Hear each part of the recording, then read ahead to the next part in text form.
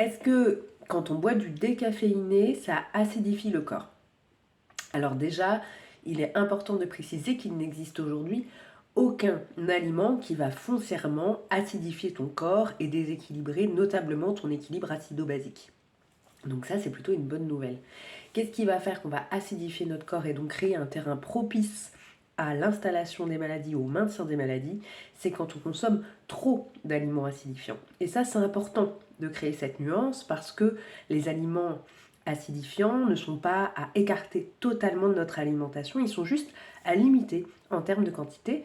Et l'objectif est de privilégier les aliments qui sont basiques, comme les végétaux par exemple.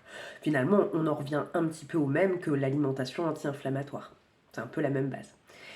Et donc, finalement, on pourrait se dire, ok, chouette, je vais consommer du déca dans ce cas-là, ou du café.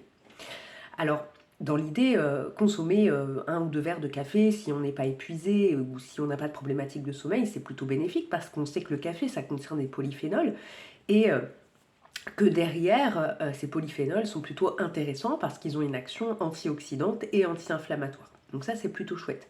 Donc on peut se dire, bon, bah, finalement, je peux boire du café, et puis si j'ai des problématiques de sommeil, je vais boire des décas. Sauf que le déca, si on creuse un petit peu, on se rend compte qu'on vient enlever la caféine, mais qu'on vient la renlever par un processus d'extraction par solvant. Et ce petit solvant très sympathique s'appelle le dichlorométhane. Et le dichlorométhane, c'est connu pour avoir des effets délétères sur notre santé. Mais vraiment bien délétères. Donc je n'encourage personne à consommer des décaféinés, sauf, et je dis bien sauf, si tu achètes un déca de qualité et que ton revendeur garantit sur l'emballage que l'extraction a été faite à l'eau et non pas avec un solvant. Auquel cas, là, c'est safe, tu peux y aller.